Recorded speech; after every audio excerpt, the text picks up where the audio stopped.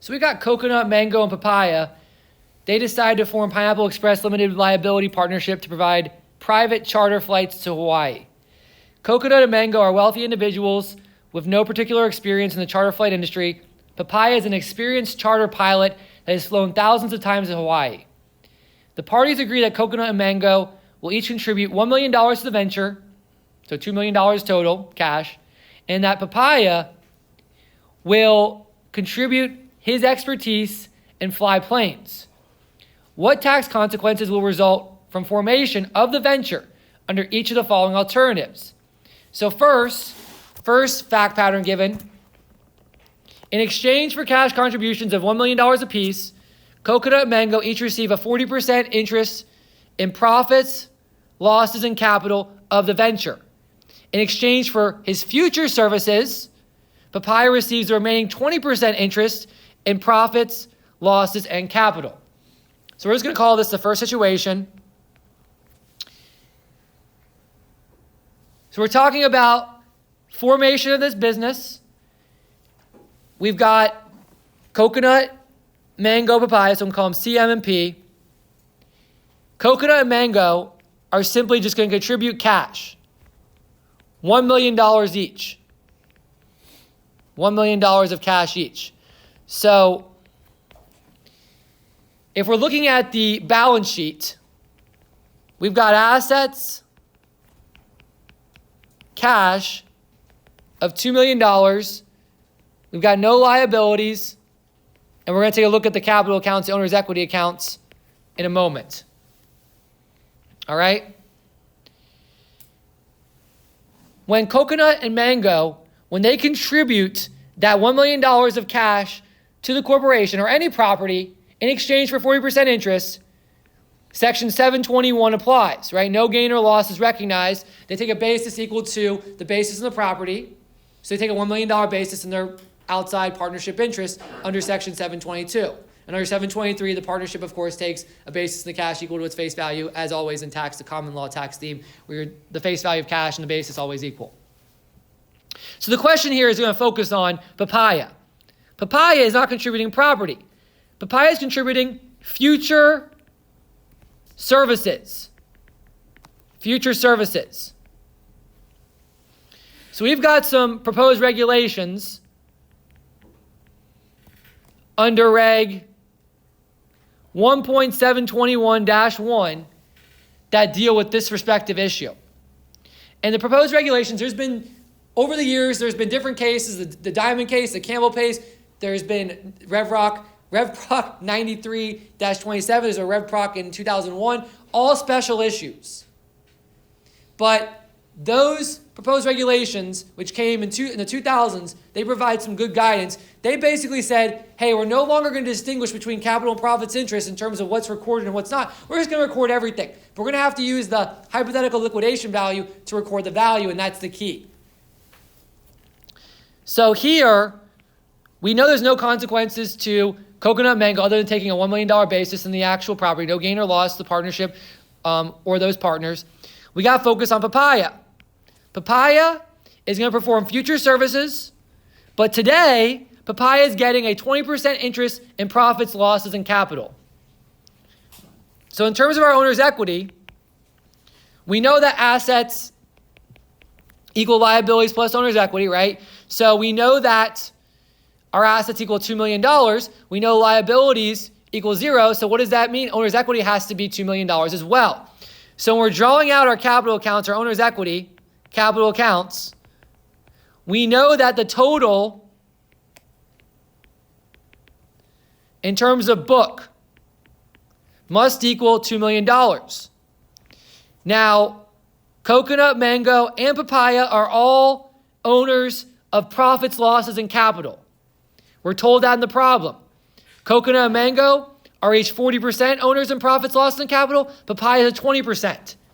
So what we're going to do is we're going to take that $2 million number that we just determined, hey, that's what the end's going to have to be, right, using our accounting equation. 2 million times 40%, $800,000 goes to capital for both coconut and mango. And then for papaya, 20%, right? That's $400,000. Now, you might be wondering, well, Papaya didn't contribute any cash. But because we're told that Papaya is going to be a 20% interest in profits, losses, and capital, that means that at that date, Papaya must have 20% of the total of the owner's equity accounts. That's what a capital interest means. If it was a profits interest only, Papaya would have 0. But because it's a capital interest and profits and losses, Papaya has to have $400,000. It's just one of those ideas, like 2 + 2 = 4. It has to be that way. Okay? So for book purposes, Coconut on the balance sheet has $800,000 capital account balance, Mango $800,000, and Papaya $400,000. So that's what the balance sheet looks like. Okay? So applying our proposed regulation, proposed reg 1.721-1B, it basically says that Papaya, on receipt of a service interest, which remember, Papaya is a service interest partner, no property being contributed. Papaya has to include in income the value of that interest. The proposed regulations also make clear that we're going to have to use the hypothetical liquidation value at that date. And this actually isn't too difficult. The hypothetical liquidation value, we're going to come back to that in a moment. But one other thing I want to mention is we have to also think about Section 83. So Section 83 is a section we haven't yet talked about in partnership tax area. Section 83 has to do all with substantial risk of forfeiture. The idea, going back to the idea of gross income, there's 3 elements that make up determining if something is gross income or not with respect to having to record it for purposes of income tax. I have another video that covers this topic, so if you want to view that, just search for definition of gross income videos conceptually. You need to have an accession of wealth, which means you have net worth. You need to have a realization, which means you have some type of realization event. Here, Papaya is receiving an interest in exchange for services or a future or condition to perform services in the future. Same thing, it's still a contractual right. So giving up a right. Finally, you have to have dominion and control. So Section 83 deals with this idea of dominion control. Let's say you receive stock options in a company. And the stock options require that you work at the company for a certain number of years before you can exercise them. A lot of corporations do this. They want to obviously encourage people to stay in the business, stay at that company and keep working. You can exercise it and make some money off the stock option. You don't have gross income when you receive those stock options under Section 83 because of the dominion control concept. There is not complete and unfettered access to receiving that income, that economic benefit there, because you actually have to work at the business first for a certain number of years before you can collect.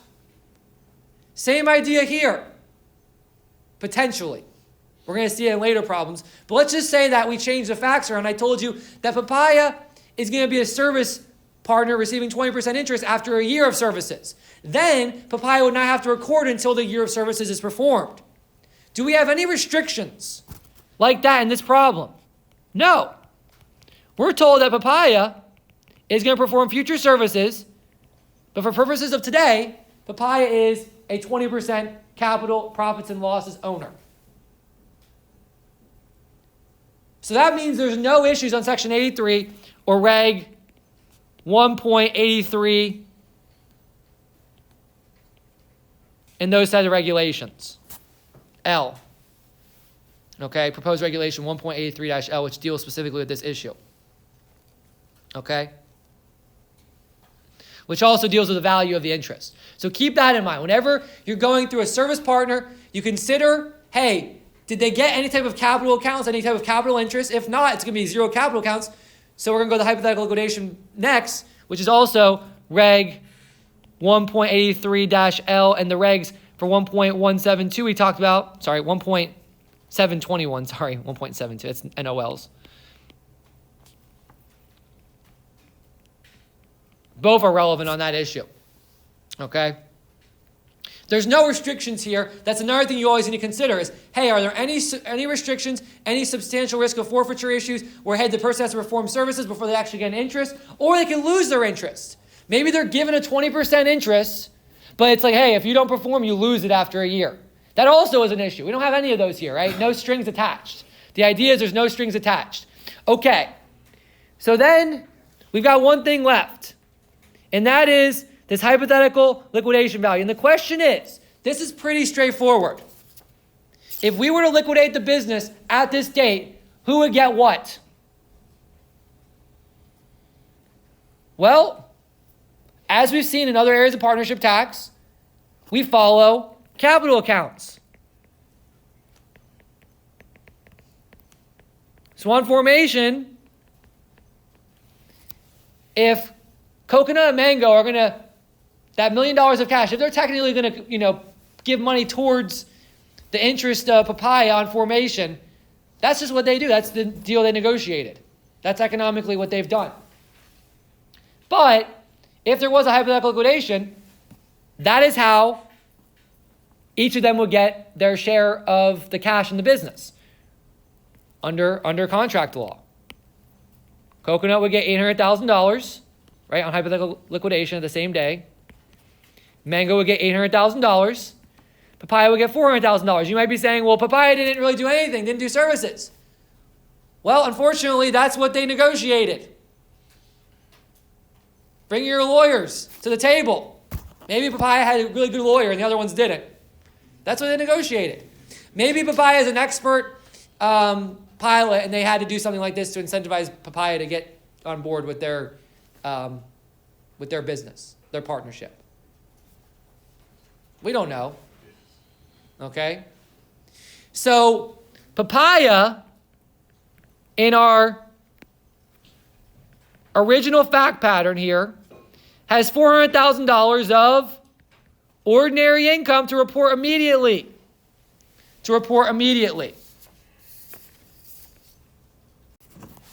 Let's continue on and go to the next set of facts. Let me change the Keller here. Different Keller. Moving on to another set of facts. So we are now going down and saying, okay, what if we change the facts around? Keep the same idea in mind, but what if instead of contributing cash, Coconut and Mango jointly contribute a piece of raw land for a runway that they've held for investment for several years? The property is worth $2 million, and it has a basis of $100,000. So the idea here is it's still the same concept. They're each going to get 40%, and Papaya is going to get 20%. That still stays the same in that sense.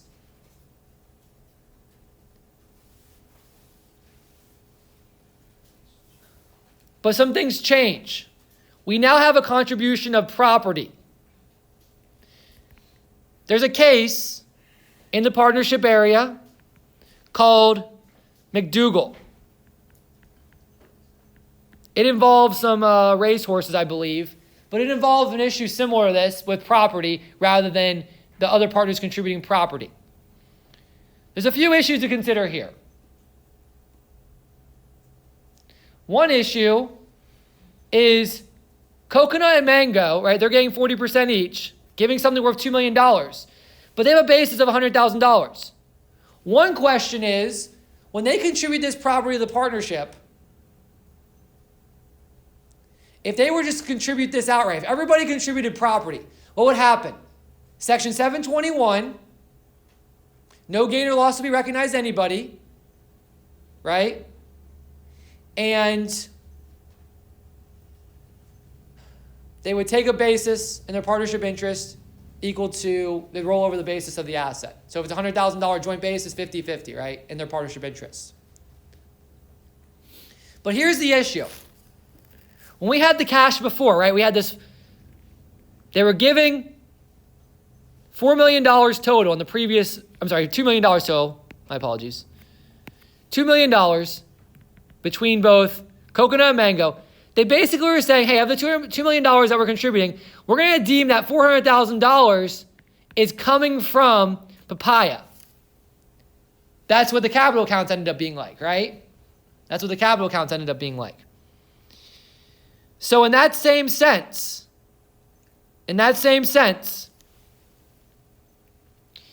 we're doing the same thing. $400,000 of the $2 million, the value of the property that's being contributed, fair market value of the land. $400,000 of that is basically, think of it like this. Think of it as kind of multiple transactions. First, Coconut and Mango, they give collectively $200,000 each, right? Or $400,000 total, right? $200,000 each. They give that to Papaya. Papaya then takes that amount, or they give that to them for the right to perform services. So if you exchange services, think about the general tax concepts. Code section 61. If you ever perform services, whether it's you're an employee, independent contractor, regardless, if you perform services and you receive cash or other property, you got to record as gross income the value of your services that you performed. They've negotiated that value. They're saying, hey, you're going to perform $400,000 worth of services. That's what we're valuing at. So what we're saying is that we're going to do that transaction first, and then Papaya is taxed on that at $400,000. And then Papaya turns around and contributes that to the partnership. If you put all that together, that's the same as what happened in the first transaction. Now, if you think that same way, but you use this land, it's the same exact events, but we've got a big issue. The issue is we're now contributing land that has a built-in gain. Coconut and Mango each are giving $200,000 in exchange for future services to Papaya. Right? That's part one of the transaction. The second part of the transaction is Papaya turns around and transfers the property to the partnership, to Pineapple Express.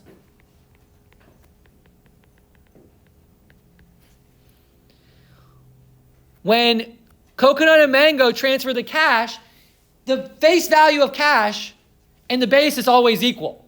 There's never any gain recognized when you transfer cash. But now, look at this. Coconut and Mango are transferring the $200,000 to Papaya. When they transfer that exchange of this piece of part of their land for future services, we've got a Section 1001 transaction for each of them. They're each getting $200,000 worth of services, future services, economically, because they're part of this partnership. The adjusted basis to them in that $200,000, we're told, is a total basis of $100,000 in the property. So if we take $200,000 times 10%, right? I'm sorry.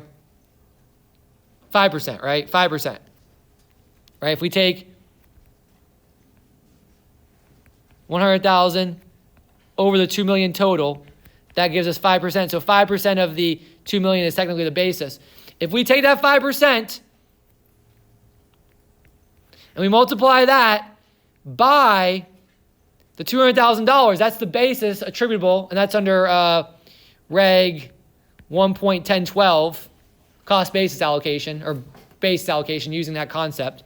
You know, if you have multiple like stocks or whatnot, and you have to, you're getting rid of some of them, then you basically do pro rata basis.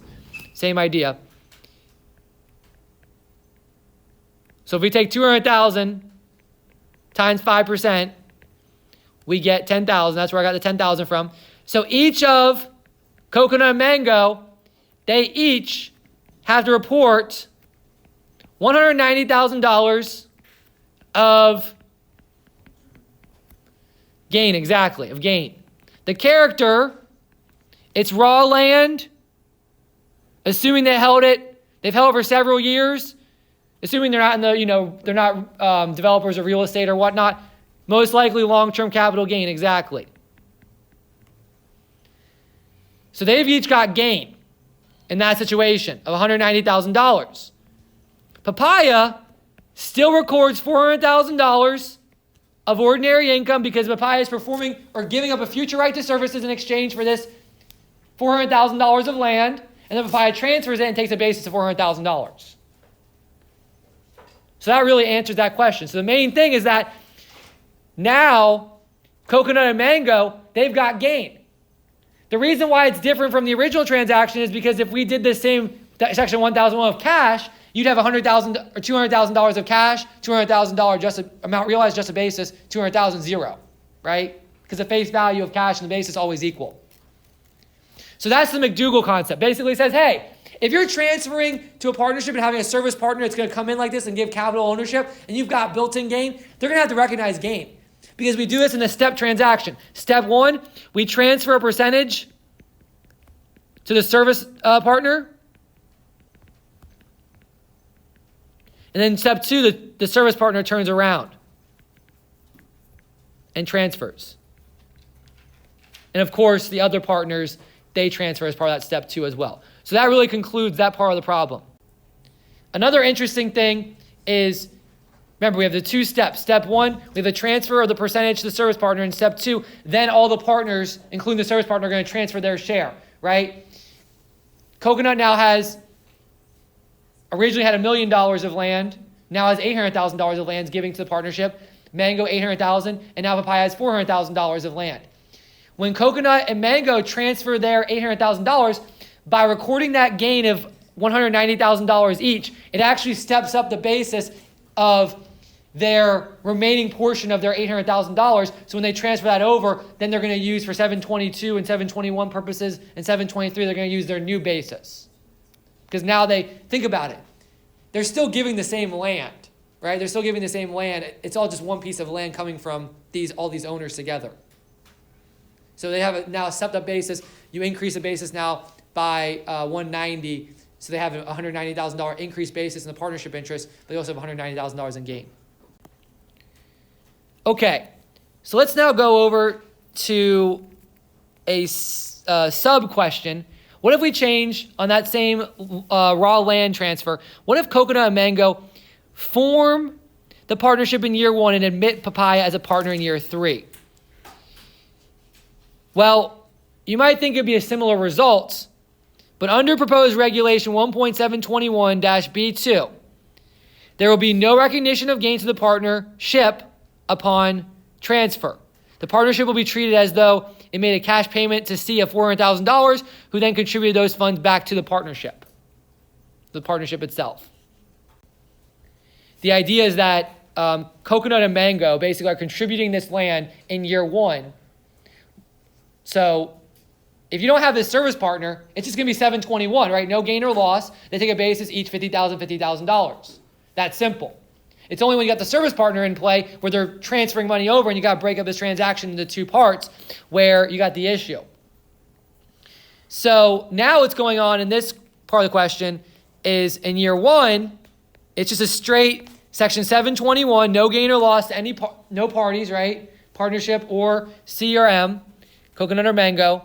Take a basis equal to their basis in their land, roll it over $50,000 each. And then year three comes around, now you're admitting it, and they're getting, and Papaya is getting a portion of the interest. Well, basically it's as if the partnership is transferring over that portion, so it has a different result. So it can make a big difference. All right, so we got one set of facts left, and that is down here. I'm going to zoom in. In exchange for their cash contributions, Coconut and Mango each receive a 50% interest in capital and profits. So Coconut and Mango are the only owners in terms of capital and losses. Sorry, I said profits earlier. Capital and losses. 50% interest in capital and losses. Profits of the venture are divided 40% to Coconut, 40% to Mango, and 20% to Papaya. So if we look at our balance sheet here, we're going back to our cash. Assume we have the cash again. We have our cash of $2 million. We've got no liabilities. So liabilities are 0.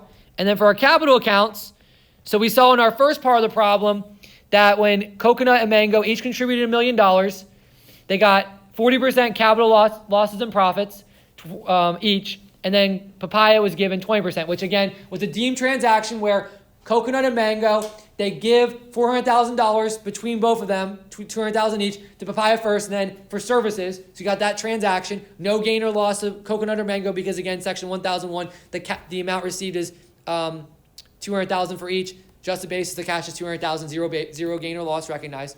Papaya has $400,000 of service partner income. Then you go over to Mango. That's Coconut and Mango. Papaya has $400,000 ordinary income. Then the second step is that they all transfer the respective ownership of the cash. $400,000 from Coconut. $400,000 from Papaya. $800,000 from Coconut and Mango gets transferred over, and then you apply the 721 with the basis that's in there and all that good stuff. Now, when it comes to capital, Coconut and Mango, they've got $1 million each, 50% in capital and losses.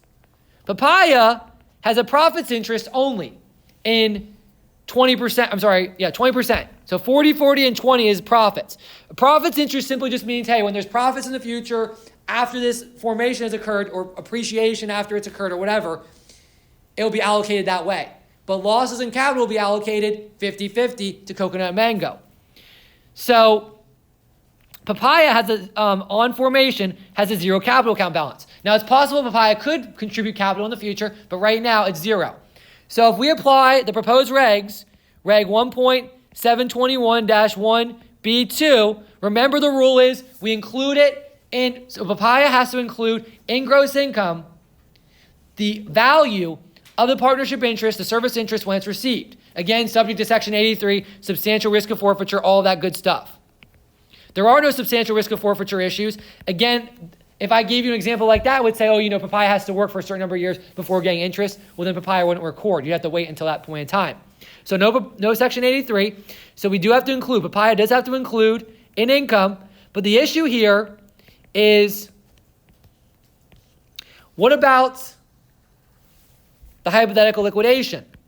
If they were to liquidate the next day or the same day, whatever, actually we think of it as the same day, following capital accounts, Coconut would get $1 million of cash, right? There's $2 million to distribute out. There's no liabilities, so to pay off any creditors. Coconut would get $1 million of cash. Mango would get $1 million of cash. Papaya would get nothing. So Papaya would include an income 0 because that is the value under these rules under Reg 1.721 and proposed Reg 1.721-1B2, and then also Reg 1.83-L, those proposed regulations as well.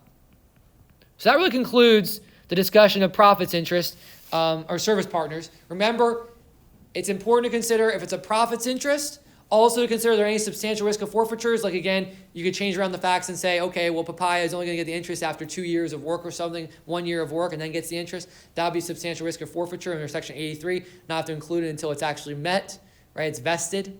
Vesting is met. You also have to worry about the hypothetical liquidation.